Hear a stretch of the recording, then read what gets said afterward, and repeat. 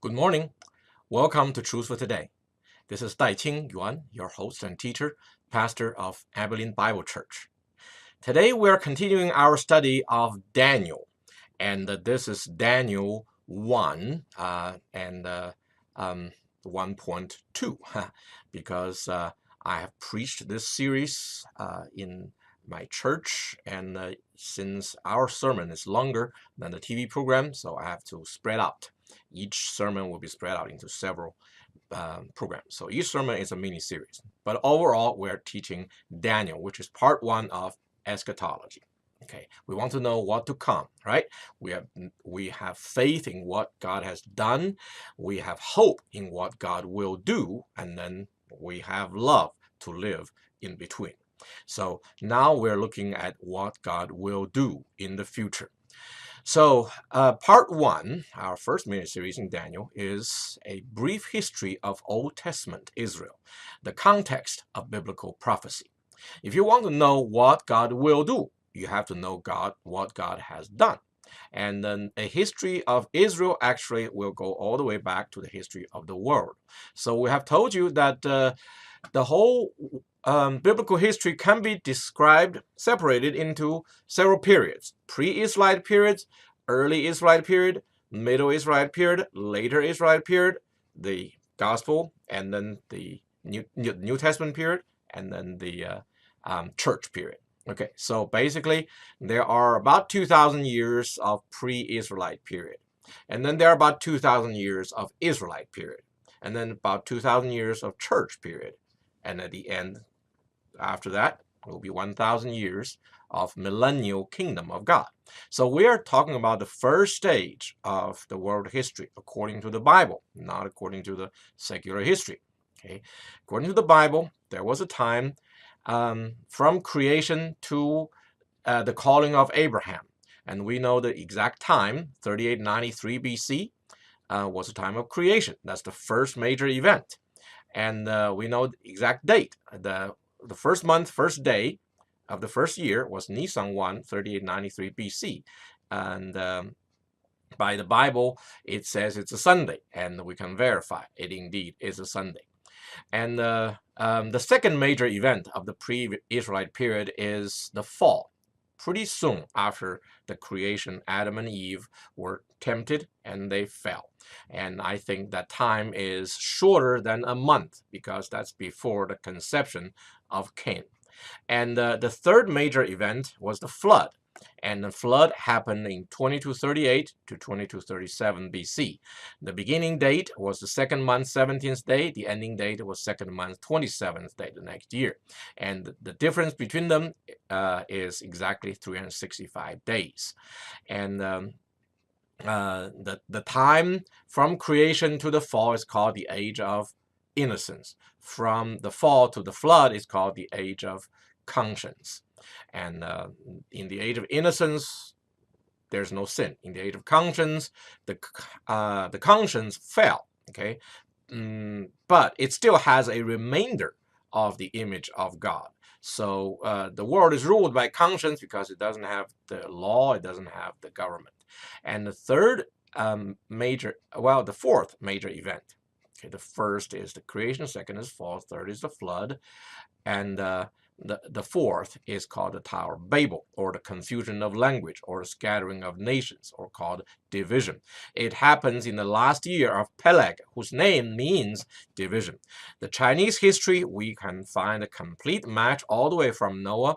The time that he gave birth to Shem is considered his first year of reign as a king of the world. And he ruled for 100 years later, and the earth split, according to the Chinese record. Well, according to the Bible, the earth split and the heaven split, and it was a great flood. And since then on, all the way went to Peleg. Peleg is called a division. In Chinese, it's called Qi, which means division. And that year was 1898 BC, according to the biblical chronology. For in his days, the earth was divided. Well, according to the Chinese calendar, the first year when the first day of the winter month is number 1 in their sexagenary cycle of 60. Well, that was 1898 BC. It's a verification. So from the flood to the Babel is called the age of government. For God said, whoever sheds man's blood, his blood shall be shed.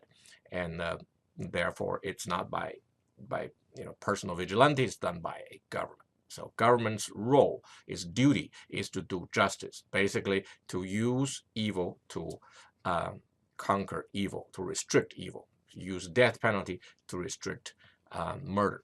And that's because before the flood, there were the sons of God and daughters of man who create these giants who kill people at will. Okay, so those were the four major events of the pre-Israelite period.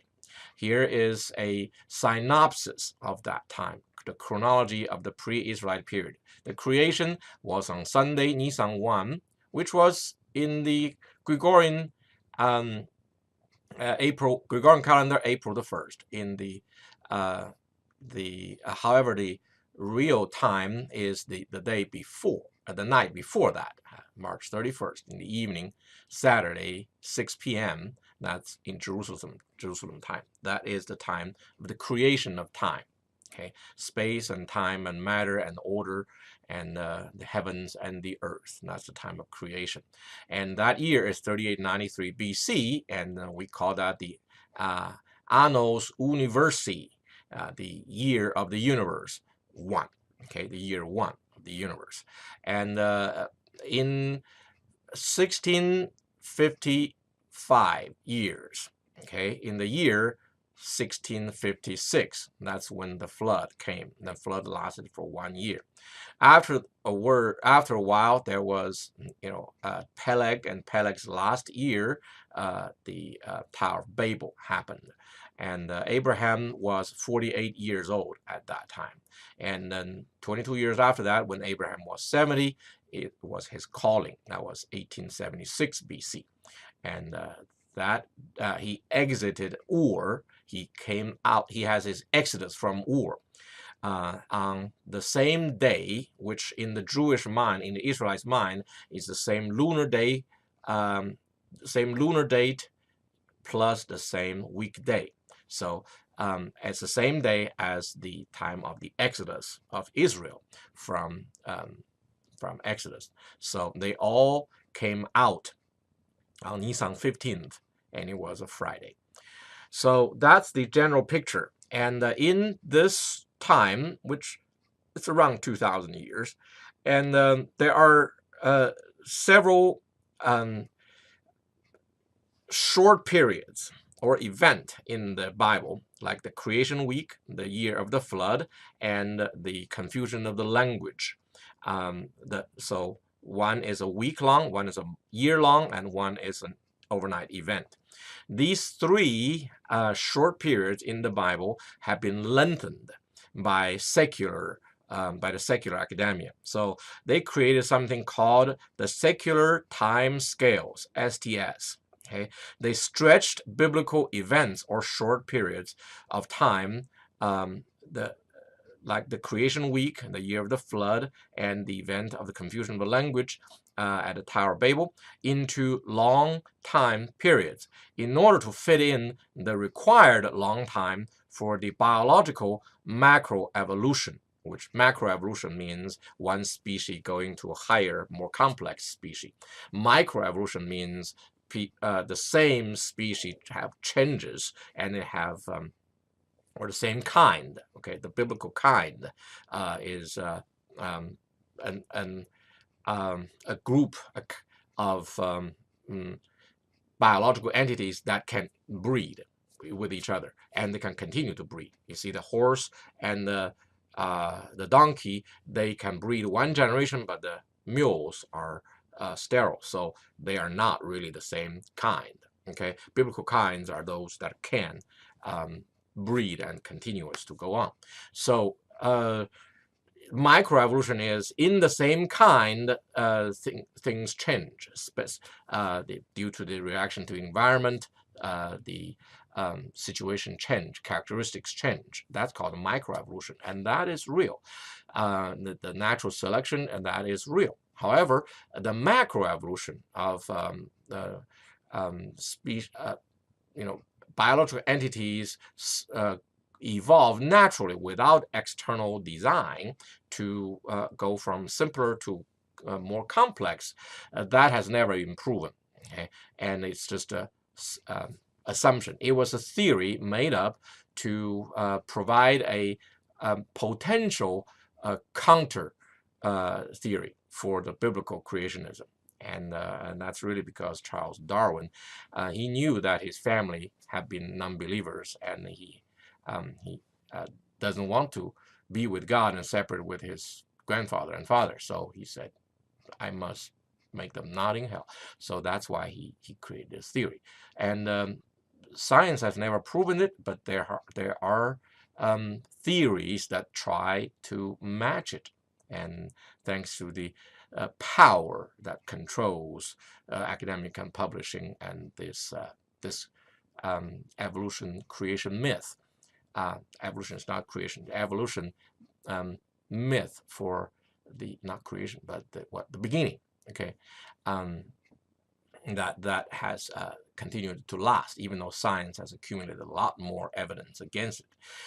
But to make things brief, basically what is different, what is taught in the school are the secular time scales. Okay, they say millions of years ago, billions of years ago. They never say, oh, that's a theory, that's a suggestion, and they're now saying it's as if it's a fact. But they're really just projections.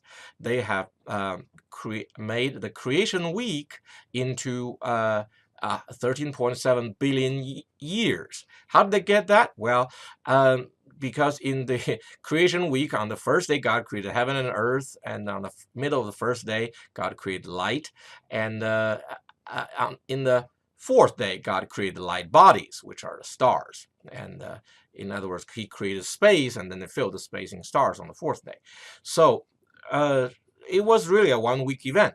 And what they did is they, well, accepted something called the Hubble's law. And Edwin Hubble is the one who made the suggestion that maybe the distance of the stars are proportional to their speed, which is measured by redshift. He thinks it's a Doppler shift. That means they're leaving us. Well, he remained skeptical of his own law until his end. He never accepted it. And because Hubble's law is declared that it is working for distant stars where you can't measure the distance, but it doesn't work for close-by stars where it can. See, that makes this whole theory unverifiable. It's just totally an assumption. However, that gave people a way of measuring distance, and you don't have that ruler to measure that distance. Well, you measure the redshift of the light spectrum, and by the redshift you can count its speed, and then by the Hubble's law, then you can calculate its distance. By that, they calculated some stars or galaxies are very, very far away.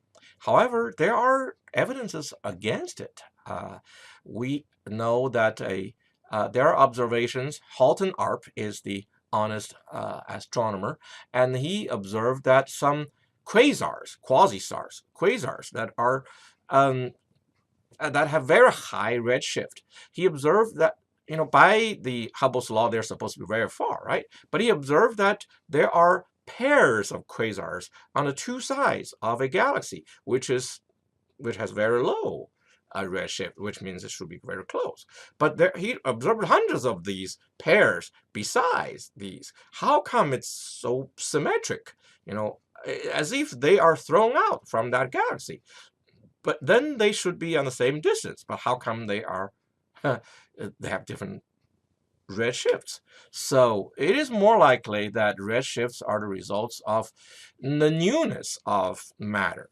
These quasars were thrown out from a galaxy. They are new, so they have a high redshift. And then as they get older and they become galaxies, they have lower redshift. And then some of those, they are other split out. So yeah, to believe in the current measure of the distance of the universe is a stretch already. But even so, even you believe that the furthest galaxies from us is 100 is 13.7 billion light year of distance. But how do you convert that distance to time? You have to assume that, well, time doesn't change its speed. Yeah, that's an assumption of galaxy. However, clocks do change in different reference systems. As the other systems are leaving us, the clock there is not the same as clock here. So when you convert that distance to time, you have assumed that the clocks didn't change, and that is due to the lack of knowledge in even relativity, except it's part of knowledge, not the other part of knowledge. So anyway, the secular time scale for the cosmos, which I call it cosmological STS, secular time scale, and that is converting the creation week to 13.7 billion years. And there is a geological time STS, secular time scale, that converted the 1 year of the flood into 4.5 billion years. That's the age of the age of the Earth. Well, how did they get that? Well, they could not measure really um, the time, the age of the rocks by the what do you call them? The radioactive isotope method. Okay, they can measure it, but they get very different time scales for the rocks of the Earth. So they have to, you see, you want to measure. There's something that declines radioactively. Okay, first of all, you need to know the half-life.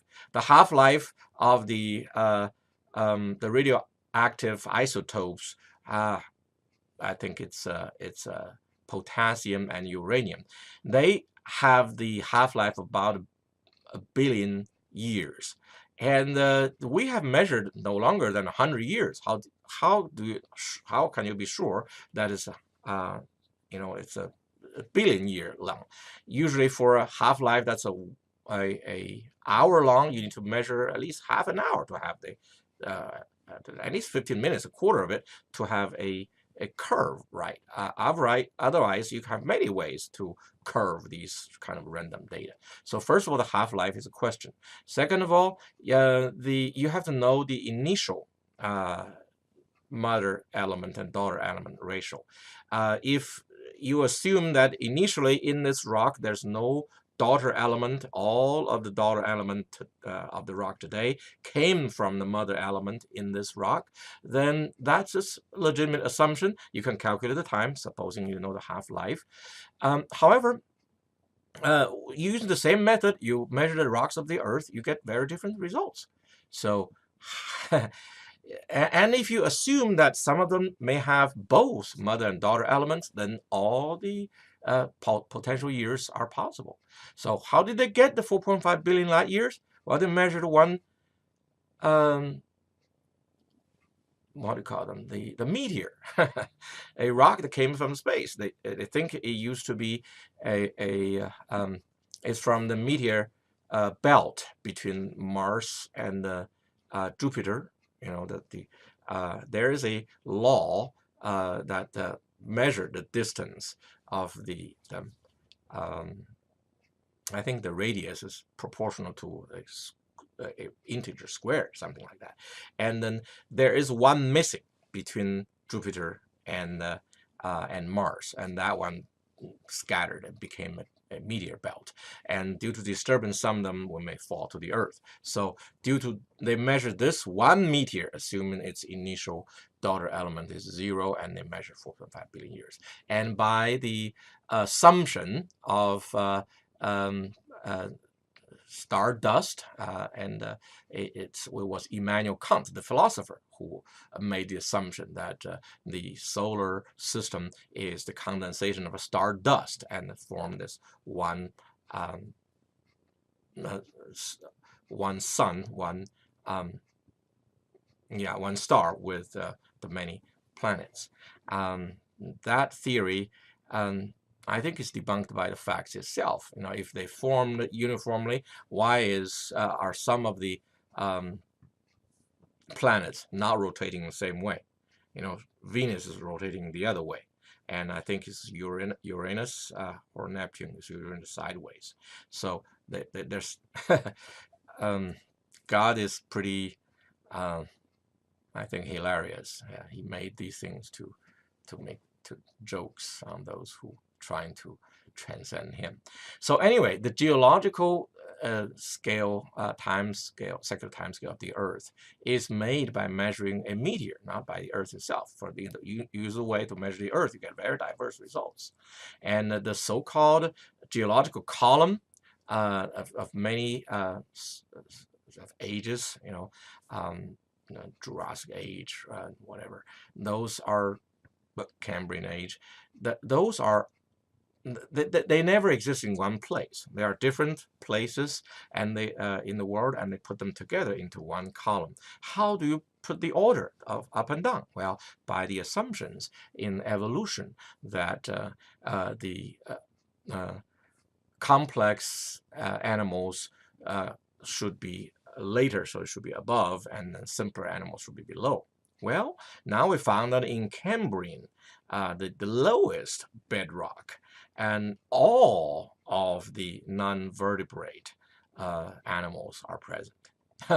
So it doesn't take a long time. They say that itself it's a long time, but still compared with the other, it's a short time.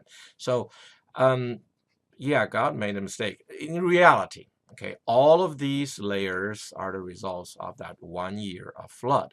When the whole earth was covered by the dirt, and when it settles, gradually God lifted up the continent, and the water fell into the sea. So it used to be one continent. During the time of the flood, the continent split, and water from below the earth came out, and water from above the earth came down. And of course, now the upper water is gone because the so-called firmament, which is a transparent a dome holding that water, it was withdrawn by God. So that came down, and this come up, and that's why the whole earth was covered up by the water.